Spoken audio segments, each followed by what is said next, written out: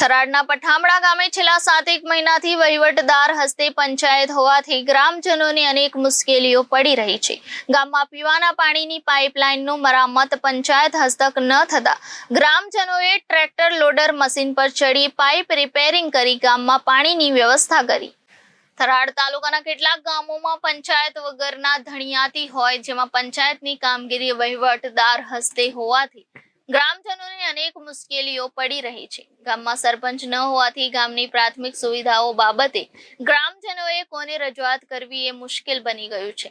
ગામમાં પીવાના પાણી માટે બોર પંચાયત હસ્તક કાર્યરત છે, ત્યારે પાઇપલાઇનમાં લીકેજ હોવાથી ગ્રામજનો ઘણા દિવસથી રાહ જોઈને બેઠા હતા। પંચાયત દ્વારા કોઈ કામગીરી ન કરાતા ગામના યુવકો અને આગેવાનો દ્વારા રિપેરિંગ કામ કરી ગામમાં પાણી રેગ્યુલર આવ્યું હતું। પઠામડા ગ્રામ પંચાયત એટલે રણે ધણી વગરની પંચાયત છે। છેલ્લા 7 મહિનાથી પાણીની સમસ્યા હોય, સ્વચ્છાઈની સમસ્યા હોય, તો કોઈ પણ અમને અત્યાર સુધી કોઈ સહયોગ કરતું નથી।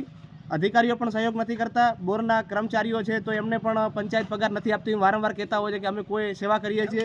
અહીંયા હાલ જાતે ગામના બધા સાથે મળી અને ભેળા મળીને જાતે રિપેરિંગ કામ કરી રહ્યા છે।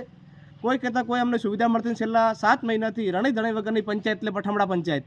સરકારશ્રીને અમારી એક જ વિનંતી છે કે જે કંઈ તકલીફ પડે છે, અહીંયા પાણીની તકલીફ પડે છે, ઘણી વખત ઘણા વિસ્તારોમાં પાણી નથી પહોંચતું, તે પાણી વગર અત્યારે ઉનાળામાં ખૂબ મુશ્કેલી સર્જાય છે।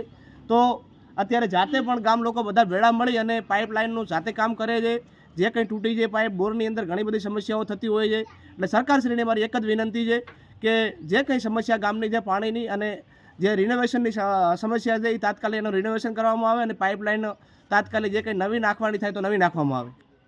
Reporter Thanaji Rajkot, Janadesh news, Banaskantha.